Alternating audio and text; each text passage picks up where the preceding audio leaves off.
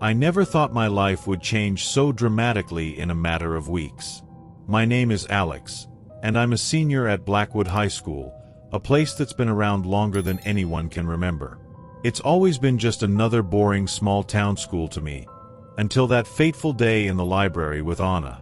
Anna and I have been best friends since freshman year. We're both the quiet, bookish type, which is probably why we gravitated towards each other. That day, we were huddled in the far corner of the library, surrounded by dusty tomes and the faint smell of old paper. Midterms were approaching, and we were determined to ace our history exam. "Alex, look at this," Anna whispered, her eyes wide with excitement. She was holding an ancient-looking book, its spine cracked and pages yellowed with age. As she opened it, something small and metallic fell out, clattering onto the wooden table. I picked it up, feeling its cold weight in my palm. It was a key, unlike any I'd seen before. Intricate symbols were etched into its surface, and despite its apparent age, it gleamed as if newly polished. "What do you think it opens?" I asked, turning the key over in my hands. Anna's eyes sparkled with curiosity. "I don't know, but we should find out." I hesitated. "Maybe we should turn it in to the librarian?" "Come on, Alex," Anna urged, her voice barely above a whisper. "Where's your sense of adventure? This could be the start of something exciting." Little did I know how right she was. As I slipped the key into my pocket, a shiver ran down my spine. It felt like the air in the library had suddenly grown colder, and I couldn't shake the feeling that we were being watched. "All right," I conceded. "Let's see where this leads us." We had no idea then that we were about to uncover a dark secret that had been hidden within the walls of Blackwood High for decades. The next day, Anna and I met up after classes. The key burned in my pocket, a constant reminder of our discovery. We waited until the hallways emptied, then made our way to the basement. I'd always found it creepy down there, with its flickering fluorescent lights and maze-like corridors. "This place gives me the creeps," I muttered, my voice echoing slightly. Anna nodded, her eyes darting around.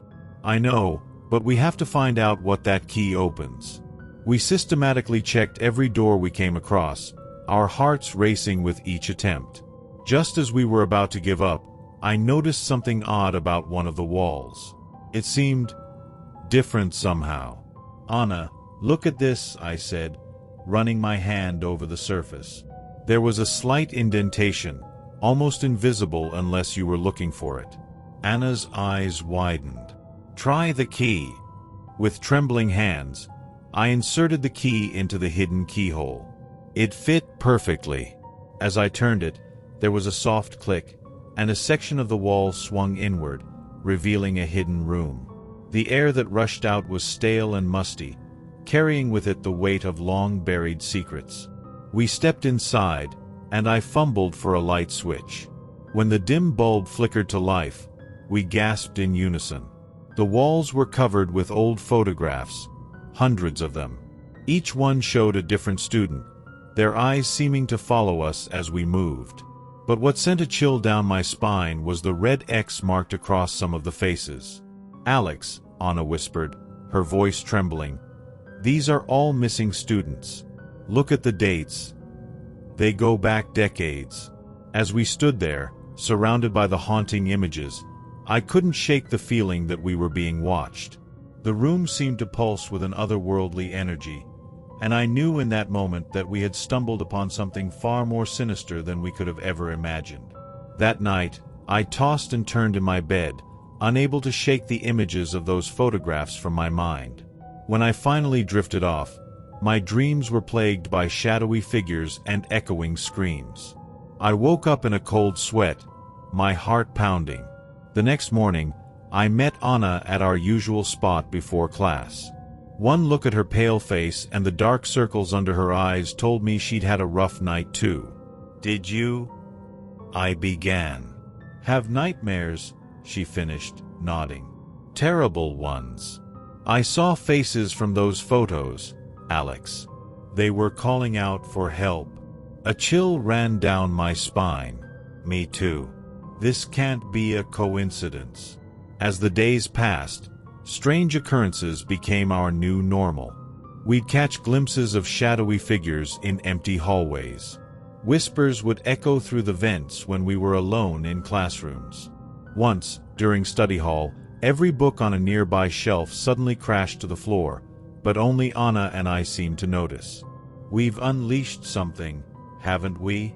Anna asked one afternoon as we huddled in the library, poring over old yearbooks. I nodded grimly. "I think so.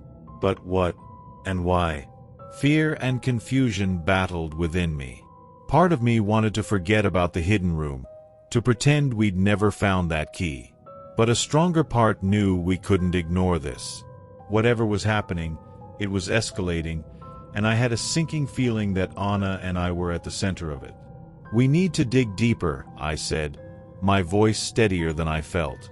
"There has to be a connection between those missing students and what's happening now."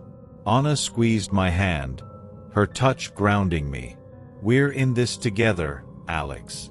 Whatever's going on, we'll figure it out." Little did we know, our investigation was about to uncover a dark chapter in Blackwood High's history, one that some people would prefer stayed buried. We spent every free moment in the library, digging through old newspapers and school records. It was like putting together a macabre puzzle, each piece revealing a darker picture of Blackwood High's past. "Alex, look at this," Anna said one afternoon, sliding an old newspaper clipping towards me. The headline read, "School Janitor Arrested in Connection with Student Disappearances." I skimmed the article, my blood running cold. It says he was accused of kidnapping several students back in the 1970s, but there was never any evidence found. Anna nodded grimly. "And look at the date of his arrest. It matches the oldest photos we saw in that hidden room." As we dug deeper, a disturbing pattern emerged. The janitor, a man named Samuel Blackwood, no relation to the school's founder, had vehemently proclaimed his innocence. He died in prison, still insisting he'd been framed. But if he was innocent, I mused, who was really responsible for those disappearances? The answer came in the form of an old diary we found buried in the archives. It belonged to a student from the 1970s, and its pages were filled with terrifying accounts of supernatural occurrences eerily similar to what Anna and I had been experiencing. "Listen to this," I read aloud. "The entity feeds on fear and injustice. It was awakened by the wrongful accusation of Mr. Blackwood, and now it seeks vengeance." Anna's face paled. "Alex, I think we've awakened this entity again by opening that room." The realization hit us both like a ton of bricks. We weren't just dealing with some local ghost story or urban legend. This was a malevolent force, one that had been dormant for decades, and we had unknowingly set it free. "We need to find a way to stop it," I said, my voice barely above a whisper. Anna nodded, her eyes filled with determination and fear. "Before it's too late." The following days were a nightmare come to life. The entity's presence grew stronger, more malevolent. It was as if our discovery had unleashed its full fury upon the school. One morning, I arrived to find Anna already at her locker, her hands shaking as she tried to open it. "It won't budge," she whispered, her voice trembling. As I reached out to help, the locker suddenly swung open with such force that it slammed against the neighboring one, the sound echoing through the empty hallway. In class, whispers constantly filled our ears, unintelligible murmurs that only we seemed to hear. Shadows danced at the corners of our vision, always disappearing when we turned to look. The air around us felt heavy, charged with an otherworldly energy that set our nerves on edge. "We need help," I said to Anna during lunch, my voice low. "We can't handle this on our own." She nodded, her usual vibrant energy dimmed by fear and exhaustion. "But who can we trust? Who would even believe us?" As if in answer to our question, Mr. Thompson, our history teacher, approached our table.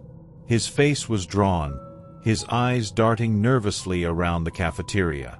"Alex, Anna," he said, his voice barely audible, "I need to speak with you. In private." We followed him to his classroom, our hearts pounding. As he closed the door behind us, the lights flickered ominously. "I know what you found, Mr. Thompson said, his voice filled with a mixture of fear and resignation. "And I know what you've awakened." Anna and I exchanged shocked glances. Before we could respond, a bone-chilling screech filled the air. The windows rattled, and the temperature in the room plummeted. Mr. Thompson's face went pale. "It's angry," he whispered, "and it knows we're talking about it." In that moment, I realized that our situation was far more dangerous than we had ever imagined. We were in a battle against an entity that had been nurturing its vengeance for decades, and it wasn't going to let us go without a fight. Mr. Thompson's revelation left us reeling. As the supernatural manifestation subsided, he sank into his chair, looking older and more worn than I'd ever seen him. "I've known about the entity for years," he confessed, his voice heavy with regret. "I've tried to contain it, to keep others from awakening it. But I've failed." Anna leaned forward, her eyes blazing with a mix of anger and curiosity. "Why didn't you tell anyone? Why didn't you do something?" Mr. Thompson laughed bitterly. "Who would believe me? I tried, once. Nearly lost my job. So I decided to guard the secret, to protect the students as best I could. I felt a surge of betrayal. But people have gone missing. People have been hurt. And more would have if I hadn't intervened," he shot back. "I've done what I could to keep it dormant, to prevent others from stumbling upon its lair. Until you too." The accusation in his voice stung, but I couldn't deny the truth of it. We had unleashed this horror, however unintentionally. Anna reached out and gripped my hand, her touch grounding me. "What matters now is how we stop it," she said firmly. Mr.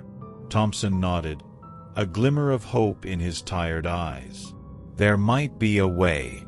An old ritual I found years ago. But it's dangerous, and I've never had the courage to attempt it alone." As he spoke, I felt the weight of responsibility settle on my shoulders. I looked at Anna, saw the determination in her eyes that mirrored my own. In that moment, I knew that whatever came next, we would face it together. "Tell us what we need to do," I said, squeezing Anna's hand. Mr. Thompson began to explain, his words painting a picture of an ancient and perilous ritual.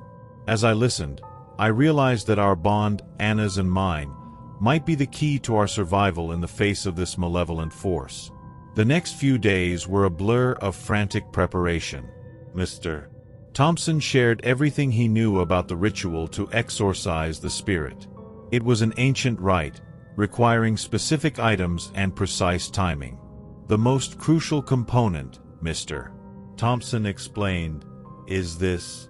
He produced a small, tarnished amulet from his desk drawer. It belonged to Samuel Blackwood, the wrongly accused janitor. His unjust fate is what awakened the entity.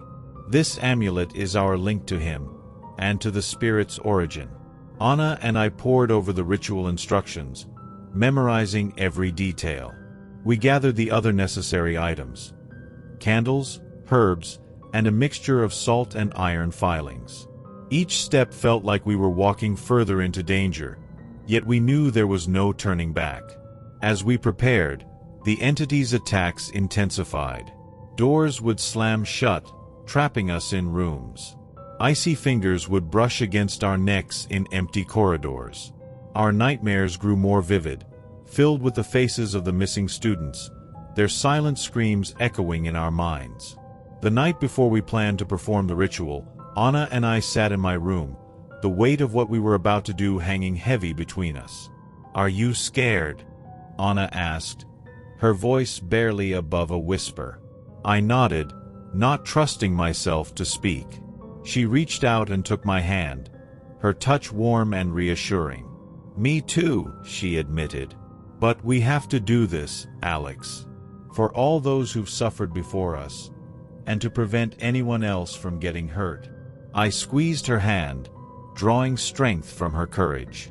Together? I asked. She smiled, a determined glint in her eye. Together. As we sat there, I realized that no matter what horrors we might face in that basement, I was grateful to have Anna by my side. Our bond had become my anchor in this storm of supernatural terror, and I knew that together, we stood a chance against the darkness that awaited us. The basement felt different as we descended the stairs that night. The air was thick, charged with an otherworldly energy that made my skin crawl. Mr. Thompson led the way, his flashlight beam dancing erratically across the walls. Anna's hand was cold in mine, but her grip was firm, grounding me. As we approached the hidden room, a gust of icy wind nearly knocked us off our feet. The door flew open, slamming against the wall with a deafening bang. Inside, the photographs on the walls seemed to writhe and twist, the faces contorting in silent screams. "Now, Mr. Thompson shouted over the howling wind. We sprang into action, our rehearsed moves feeling clumsy in the face of the entity's wrath. I poured the salt and iron mixture in a circle while Anna lit the candles. Mr. Thompson began to chant, his voice strong despite the fear evident on his face. As the ritual progressed, the entity's fury intensified. Objects flew across the room, narrowly missing us. The temperature plummeted, our breath coming out in visible puffs. And then I heard Anna cry out in pain. I turned to see her clutching her arm, blood seeping between her fingers where a flying shard of glass had struck her. For a moment, I froze, torn between continuing the ritual and rushing to her aid. "Don't stop," Anna yelled, her face pale but determined. In that split second, I made a decision. I grabbed the amulet from Mr. Thompson and pressed it into Anna's uninjured hand. "Finish it," I told her, then turned to face the swirling vortex of malevolent energy that was forming in the center of the room. As Anna's voice joined Mr. Thompson's in the final verses of the ritual, I stepped forward, arms outstretched, offering myself as a target to buy them the time they needed. The entity's fury focused on me, and I felt its icy tendrils wrapping around my body, squeezing the breath from my lungs. I don't remember much of what happened next. There was a blinding flash of light, a deafening shriek that seemed to come from everywhere and nowhere at once, and then silence. When I came to, I was lying on the cold basement floor, Anna kneeling beside me, her face streaked with tears and blood. Mr. Thompson stood nearby, looking shell-shocked but relieved. "It's over," Anna whispered, helping me sit up. "We did it, Alex. The entity is gone." The room felt different, lighter somehow, as if a great weight had been lifted. The photographs on the walls were just ordinary pictures now, no longer seeming to move or follow us with their eyes. In the days that followed, we tried to return to some semblance of normalcy, but it was clear that our ordeal had changed us profoundly. The nightmares persisted, though they grew less intense with time. Anna's arm healed, leaving behind a scar that served as a constant reminder of what we'd been through. Mr. Thompson retired shortly after, unable to continue working in the school where he'd harbored such a dark secret for so long. Before he left, he thanked us, his eyes brimming with a mixture of gratitude and regret. As for Anna and me, we found ourselves unable to stay in town. The memories were too fresh, too raw. We decided to leave for college early, choosing a school far away from Blackwood High and its haunted halls. The night before we left, Anna and I sat on the hood of my car, looking up at the stars. "Do you think it's really over?" I asked, voicing the fear that had been nagging at me. Anna was quiet for a moment before responding.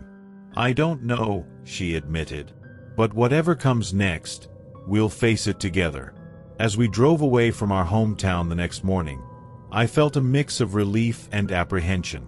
We had survived, but at what cost? And what lingering shadows might still be following us? It's been a year since we left Blackwood behind. Anna and I are now sophomores at Evergreen University, hundreds of miles away from our haunted past. We've thrown ourselves into our studies, made new friends, and tried to build a life unmarred by the supernatural horrors we faced. But the past isn't so easily left behind. Sometimes, late at night, I still jolt awake, my heart racing, convinced I've heard the echoing whispers from that hidden room. Anna confesses to similar experiences. Fleeting shadows in the corner of her eye, sudden cold spots in our dorm room. We've learned to reach for each other in these moments, finding solace in our shared understanding. Our bond, forged in the face of unimaginable terror, has only grown stronger. We're more than just friends or survivors now. We're each other's anchor in a world that suddenly seems far less certain than it once did. We've never spoken about that night to anyone else. Who would believe us? Instead, we carry our secret like a heavy stone, always present but gradually becoming easier to bear. There are lessons we've taken from our ordeal. We've learned the power of truth, the danger of buried secrets, and the strength found in facing your fears head-on. We approach life with a newfound appreciation for the ordinary, finding joy in simple moments that once seemed mundane. Yet, there's always a part of us on guard, watching, waiting. We know now that there are things in this world beyond ordinary understanding, forces that lurk in the shadows of reality. As I sit here in our cozy dorm room, watching Anna study across from me, I can't help but wonder, did we truly vanquish the entity that night, or did we simply drive it into hibernation? And if it's still out there, will it one day come looking for us again? Only time will tell. But whatever comes, I know we'll face it together, just as we always have. I've always been the quiet one, the girl who'd rather lose herself in a book than join the noisy crowds at lunch. That's probably why Clara and I became such good friends. We were both outcasts in our own way, finding solace in each other's company and our shared love for art. Our high school, Westbrook High, was nothing special. Just your typical suburban institution with its maze of hallways, squeaky lockers, and the ever-present smell of floor cleaner. But for Clara and me, it was our sanctuary, especially after hours when we'd stay late to work on our art projects. That fateful night started like any other. We were in the art room, putting the finishing touches on our mural for the upcoming school fair.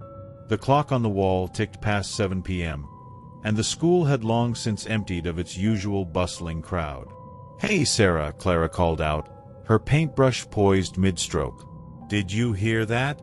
I paused, my hand hovering over my sketchpad. At first, I heard nothing but the hum of the fluorescent lights above us. Then, a faint sound reached my ears, a sort of shuffling, like someone dragging their feet across the linoleum floor. "It's probably just the janitor," I said, trying to sound more confident than I felt. But as the words left my mouth, I remembered Mr. Johnson, our elderly janitor, had left an hour ago, wishing us a good evening as he locked up. The shuffling grew louder, and now it was accompanied by an odd thumping noise. My heart began to race, and I saw the same unease reflected in Clara's wide eyes. "Maybe we should pack up," I suggested, my voice barely above a whisper. Clara nodded, her usual bubbly demeanor subdued by the strange sounds echoing through the empty halls. As we began to gather our supplies, the noises stopped abruptly, leaving an eerie silence in their wake. Little did we know, this was just the beginning of a night that would change our lives forever. The silence that followed was almost worse than the mysterious sounds. Clara and I exchanged nervous glances, our hands trembling slightly as we packed our art supplies. "Should we check it out?" Clara whispered, her curiosity battling with her fear. I hesitated. The rational part of me screamed to leave immediately, but another part, the part that always got me into trouble, was intrigued. "Maybe we should," I replied, surprising myself. "Just to make sure everything's okay." We crept out of the art room, our footsteps echoing in the empty corridor. The school looked different at night, Familiar shapes transformed into ominous shadows by the dim emergency lights. As we turned the corner, a chill ran down my spine. The hallway stretched before us, dark and forbidding. The lockers, usually a colorful backdrop to student life, now loomed like silent sentinels. "Sarah," Clara whispered, gripping my arm. "Look." Following her gaze, I saw it, a flicker of movement at the far end of the hall. A shadow, too large to be a stray animal, darted across the intersection and disappeared. My heart pounded in my chest. "Did you see that?" I asked, my voice barely audible. Clara nodded, her face pale in the weak light. "We should go back," she said, tugging at my sleeve. But before we could retreat, we heard it again, the shuffling sound, closer this time. It was accompanied by a low, guttural moan that made the hair on the back of my neck stand up. We backed away slowly, our eyes fixed on the dark intersection ahead. Suddenly, a loud bang echoed through the hall, like a door being slammed shut, making us jump. "Run," I whispered urgently, and we turned, racing back towards the art room. As we ran, I couldn't shake the feeling that whatever was in the school with us knew we were here too. Our hearts pounding, we ducked into the art room, shutting the door behind us. We stood there, breathless, listening for any sign of pursuit. "What was that?" Clara gasped, her eyes wide with fear.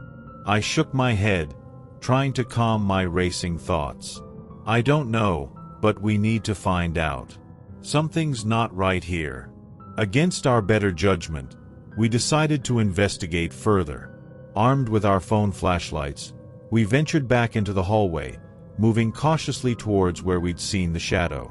As we approached the intersection, a strange smell hit us, a mix of unwashed clothes and stale food. Following the scent, we found ourselves at the door of an old storage room. With trembling hands, I turned the handle. The door creaked open, revealing a sight that made my blood run cold. The room was transformed into a makeshift living space. A dirty mattress lay in one corner, surrounded by empty food containers and discarded clothes. Personal items were strewn about, a toothbrush, a comb, even some old photographs. "Someone's living here," I whispered, shocked.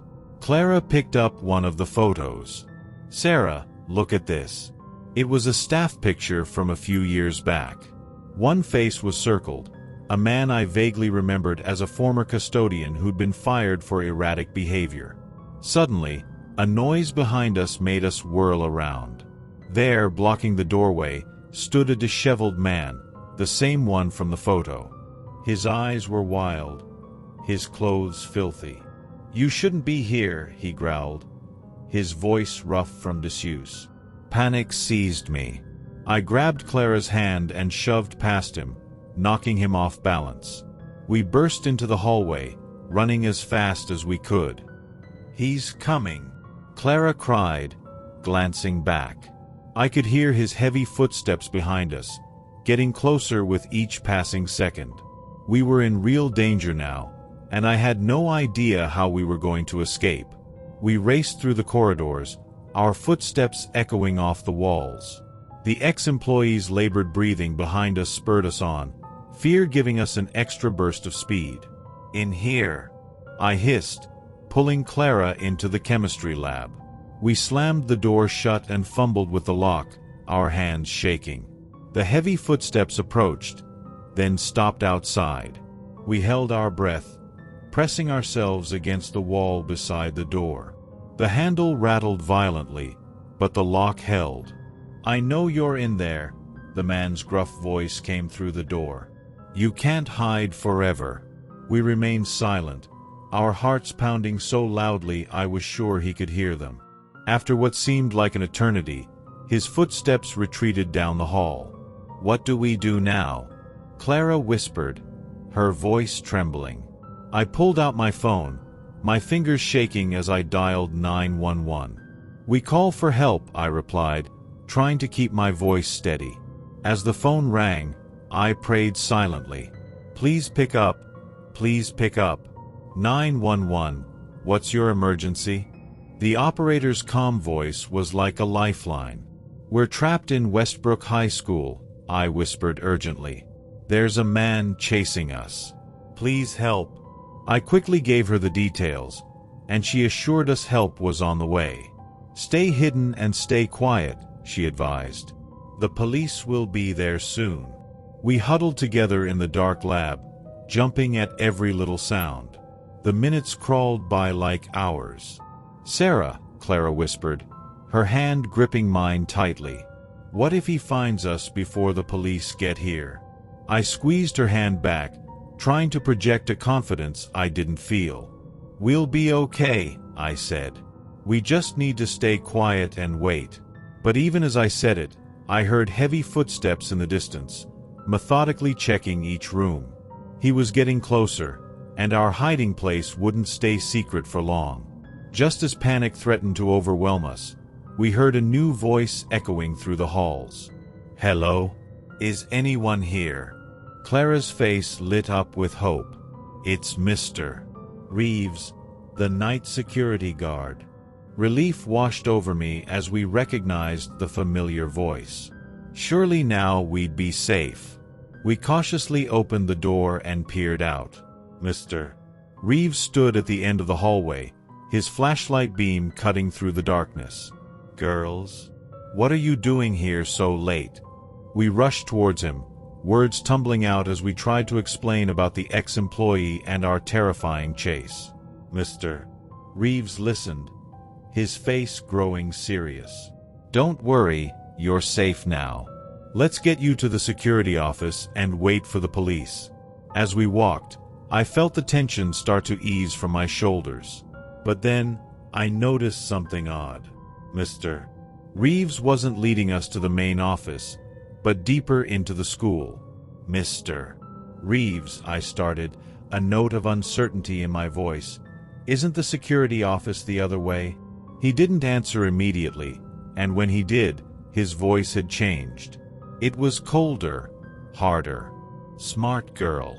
Too smart for your own good. Before we could react, he grabbed Clara's arm roughly. Found them, he called out, and to our horror, the disheveled ex-employee emerged from a nearby classroom. You're working together? I gasped, disbelief and betrayal washing over me. Mr. Reeves sneered. John here needed a place to stay. I needed extra cash. It was a perfect arrangement until you two showed up. Clara struggled in his grip. Let us go. Can't do that, the ex-employee, John, growled. You've seen too much. My mind raced. We were outnumbered and outmatched. But as I looked at Clara's terrified face, I knew I had to do something. We needed a plan, and fast. Time seemed to slow down as I frantically searched for a way out. My eyes darted around, taking in our surroundings. We were near the science wing, and an idea began to form. Clara, I whispered, catching her eye. I glanced meaningfully at the fire alarm on the wall behind her. She gave an almost imperceptible nod, understanding immediately. Please, I pleaded with Mr. Reeves and John, buying time. We won't tell anyone. Just let us go. As they laughed at my desperate plea, Clara made her move. In one swift motion, she elbowed Mr. Reeves in the stomach and lunged for the fire alarm. The piercing shriek of the alarm filled the air, momentarily disorienting our captors. I seized the opportunity, grabbing a fire extinguisher from the wall and spraying it directly at John and Mr. Reeves. The white foam blinded them, giving us a chance to escape. Run! I shouted, grabbing Clara's hand. We dashed down the hallway, the sounds of angry shouts and stumbling footsteps following close behind. We rounded a corner, and I pulled Clara into the nearest classroom. As we tried to catch our breath, I heard a pained cry. Clara was clutching her ankle, her face contorted in agony. I think I twisted it, she gasped. The footsteps were getting closer. We didn't have much time. We need to barricade the door, I said, pushing desks and chairs against it. Just as we finished, the door handle rattled violently. "Open up, Mr. Reeves," roared from the other side. Clara and I retreated to the far corner of the room, our eyes fixed on the shaking door. The wood began to splinter under the force of their assault. In that moment, with the door about to give way, I realized that our next move would determine everything.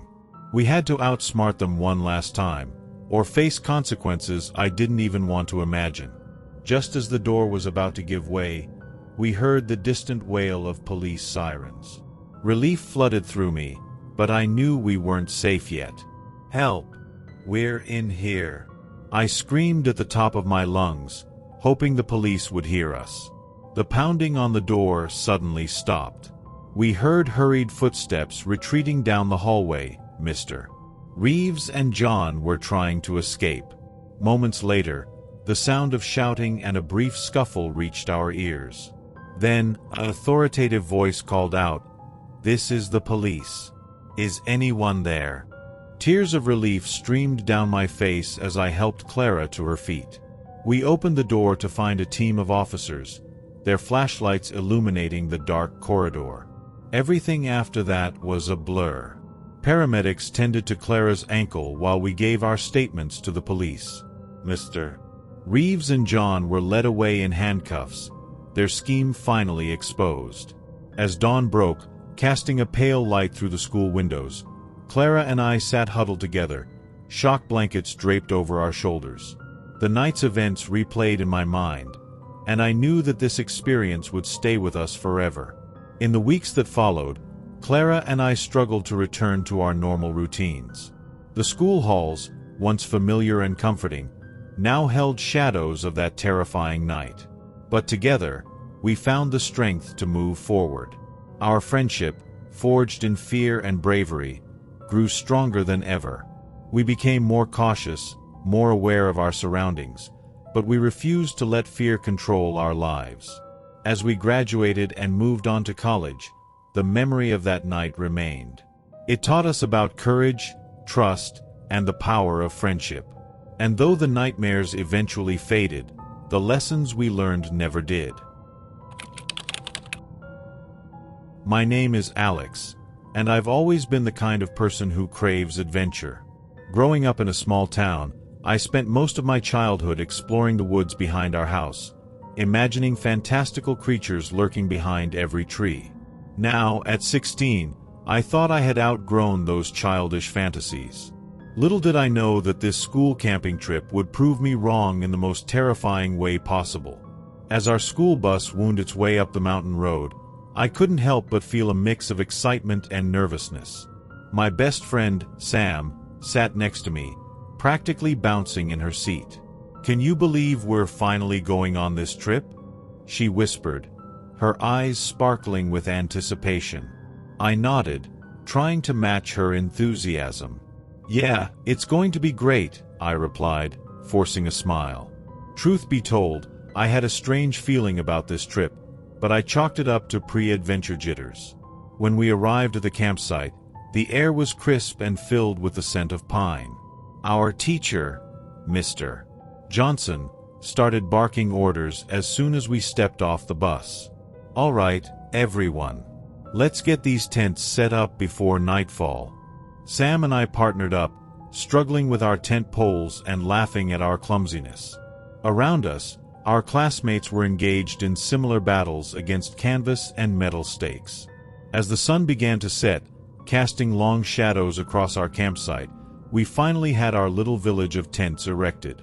The excitement was palpable as we gathered around the campfire for dinner. Stories were shared, marshmallows were roasted, and for a moment, everything felt perfect. But as I gazed into the darkness beyond our circle of light, I couldn't shake the feeling that something was watching us from the trees. Little did I know, this was just the beginning of a night that would change our lives forever. As the embers of the campfire died down, we all retreated to our tents. The forest seemed to come alive with nocturnal sounds. The hoot of an owl, the rustle of leaves, the distant cry of some unknown animal. I zipped up my sleeping bag, hoping to find comfort in its warmth. "Good night, Alex," Sam whispered from her side of the tent. "Night, Sam," I replied, closing my eyes and willing sleep to come. But sleep proved elusive. I tossed and turned, my mind replaying the day's events. Just as I was about to drift off, I heard it, a faint whisper carried on the wind. At first, I thought it was just my imagination, a trick of the mind in that hazy space between wakefulness and sleep. But then I heard it again, clearer this time. It wasn't words, exactly, more like a melodic hum that sent shivers down my spine. I sat up, my heart racing. "Sam," I whispered urgently. "Sam, are you awake?" She stirred, mumbling sleepily. "What is it, Alex?" "Listen," I said, holding my breath. For a moment, there was only silence. Then, the whispers came again, louder and more insistent. Sam bolted upright, her eyes wide with fear and curiosity. "What is that?" she asked, her voice barely audible. I shook my head, unable to answer. We sat there, frozen, listening to the eerie sound that seemed to be calling us. "Should we wake Mr. Johnson?" Sam suggested. I considered it for a moment, but something held me back. "No," I said finally. "Let's check it out ourselves first. It might be nothing, and we don't want to cause a panic." Sam nodded, her face a mix of fear and excitement. We slipped on our shoes and jackets, then carefully unzipped the tent. The moonlit campsite was silent. Whatever was making those sounds, it was coming from deeper in the forest. We stepped out of our tent, our feet crunching softly on the fallen leaves. The moonlight cast an otherworldly glow on the forest, transforming familiar shapes into strange, looming shadows. The whispers grew louder, pulling us forward like an invisible thread. "Are you sure about this?" Sam whispered, her hand gripping my arm tightly. I nodded, trying to project a confidence I didn't feel. "We'll just take a quick look," I assured her, hoping I sounded more convincing than I felt.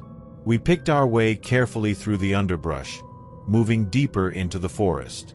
The trees seemed to close in around us, their branches reaching out like gnarled fingers.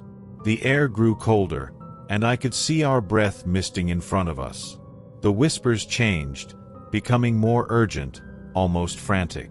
It was as if they were trying to tell us something, but in a language we couldn't understand.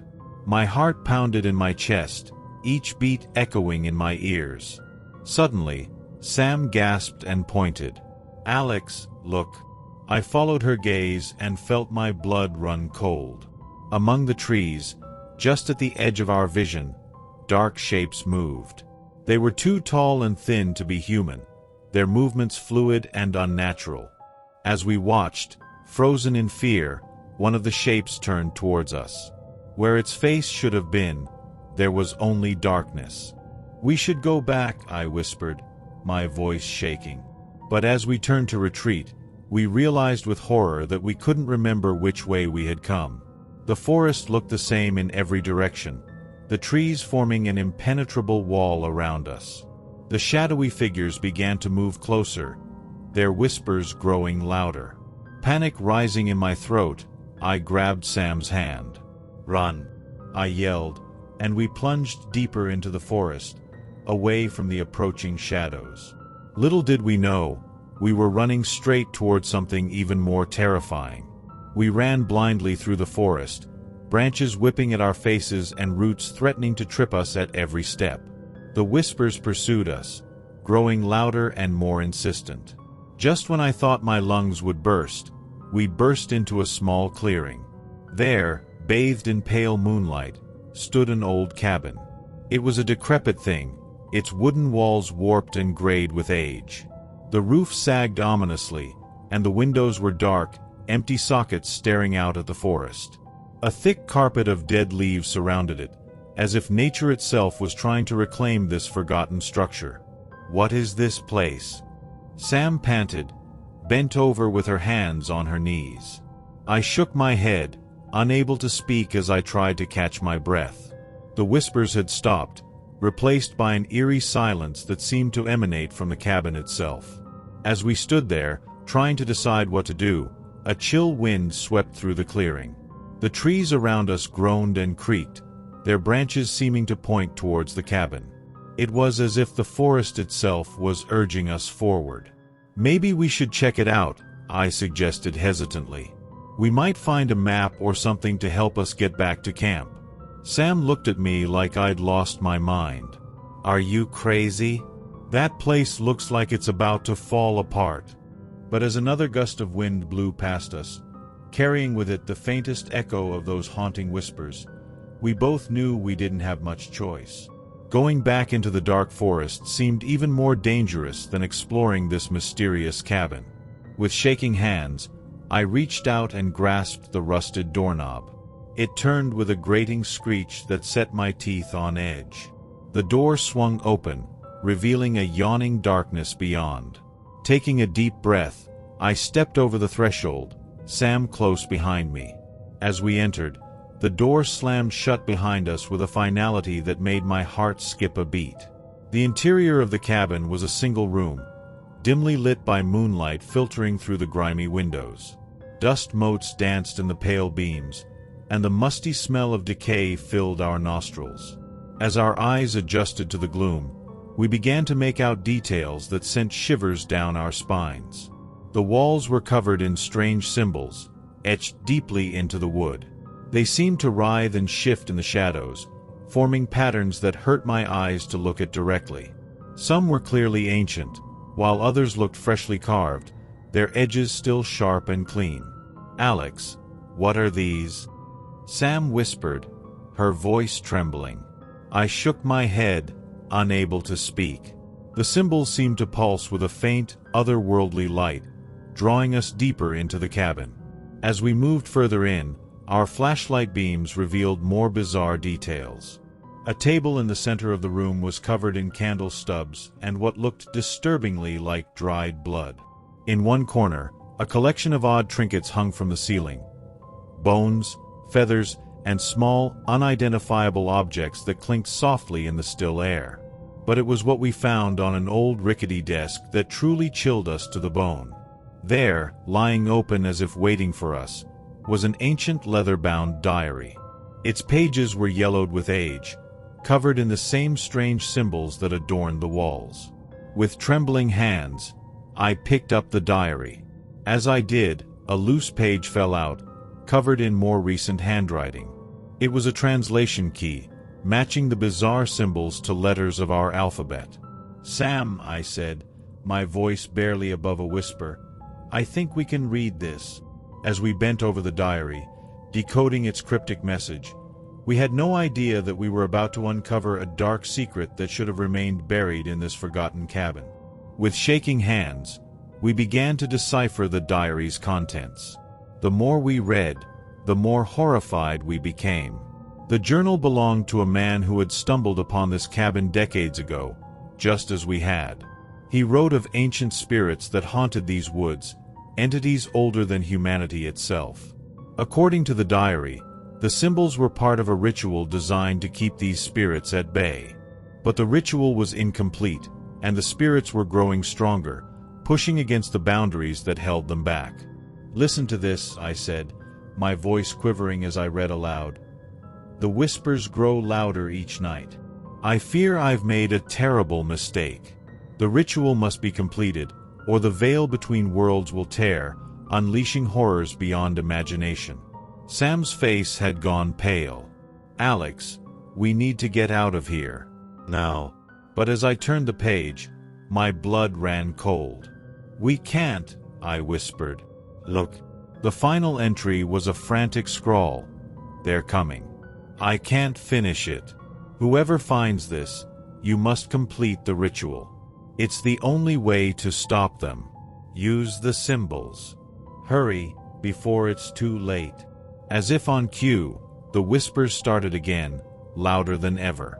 They seemed to be coming from inside the cabin now, echoing off the walls and reverberating in our skulls. "What do we do?" Sam asked, panic evident in her voice. I looked around the room, at the symbols pulsing with an otherworldly light, at the unfinished ritual circle on the floor. A sense of urgency gripped me. "We have to finish it," I said, surprising myself with the determination in my voice. "We have to complete the ritual." Sam nodded, her fear giving way to resolve. As the whispers grew to a deafening crescendo, we set to work, knowing that the fate of more than just ourselves hung in the balance. With trembling hands, we began to prepare for the ritual. The diary provided vague instructions, but we had to interpret much of it ourselves. Sam gathered the candles scattered around the room, placing them at key points within the unfinished circle on the floor. I frantically searched for the items mentioned in the journal: a piece of chalk, a small knife, and a bowl of what I hoped was just water. As we worked, the cabin seemed to come alive around us. The whispers grew more insistent, and the shadows in the corners deepened and writhed. Out of the corner of my eye, I could see dark shapes pressing against the windows, their features indistinct but undeniably menacing. "Hurry, Alex," Sam urged, her voice tight with fear as she lit the last candle. I nodded, swallowing hard as I picked up the chalk. With shaking hands, I began to draw the final symbols to complete the circle, following the patterns in the diary as closely as I could. As soon as the chalk touched the floor, a howl of fury erupted from outside. The cabin shook, and a fierce wind whipped through the room, threatening to extinguish our candles. The symbols on the walls began to glow with an intense, otherworldly light. "Keep going," Sam shouted over the din, holding the diary open for me to see. I pressed on, my heart pounding in my chest. As I drew the last line, connecting the circle, a shock wave of energy pulsed through the room. The candles flared, their flames shooting up towards the ceiling. For a moment, everything went silent. Then, with a bone-chilling screech, the spirits attacked. They poured through the walls like smoke, their forms twisting and churning as they sought to disrupt our efforts. "The knife," I yelled to Sam. "We need to complete the offering." As Sam reached for the blade, a tendril of darkness wrapped around her wrist. She screamed, and I knew we were running out of time. The cabin had become a maelstrom of supernatural fury. Dark, writhing shapes filled the air, their unearthly shrieks piercing our ears. I lunged for Sam, grabbing her arm and pulling her free from the shadowy tendril. "The offering," I shouted over the cacophony. "We need to finish it." Sam nodded, her face pale but determined.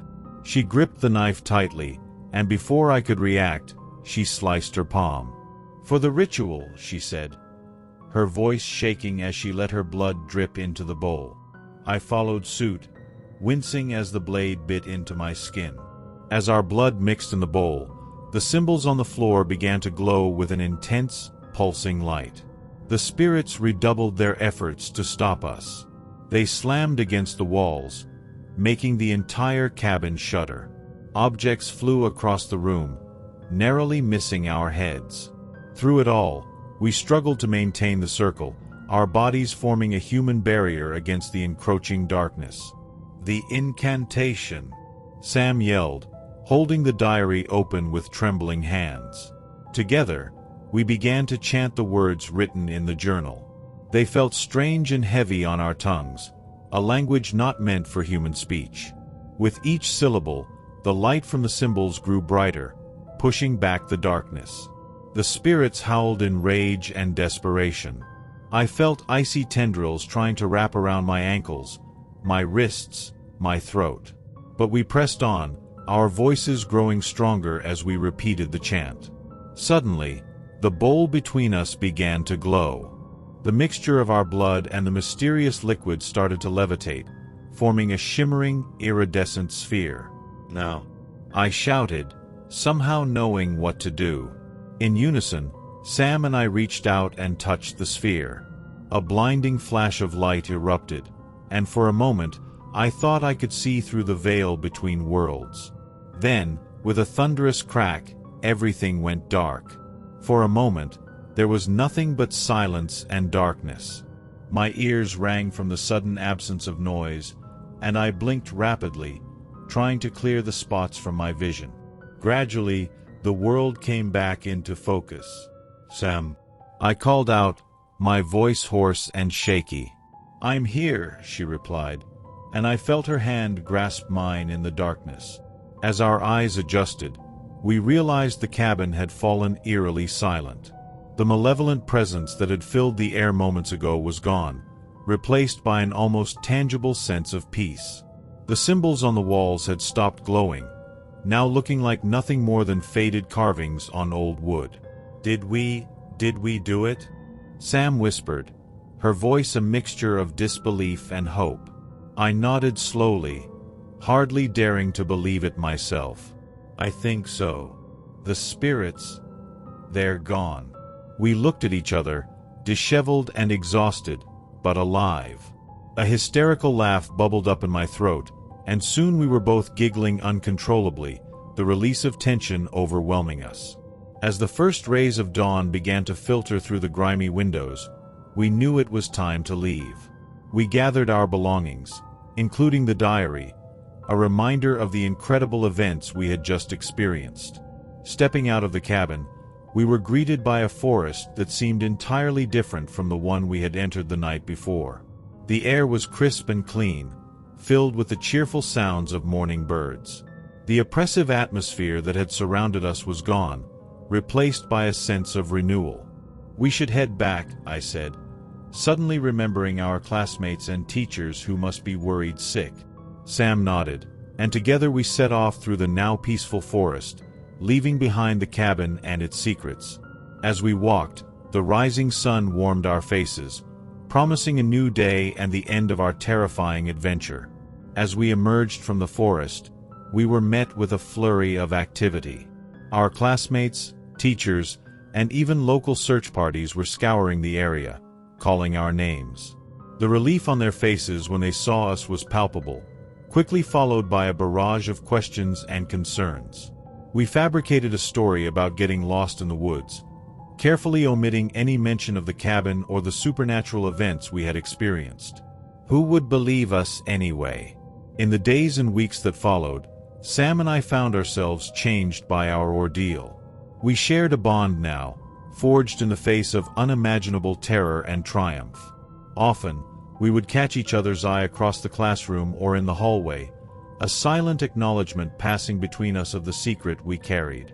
The diary became our private treasure, a tangible reminder that the world was far more mysterious and dangerous than we had ever imagined.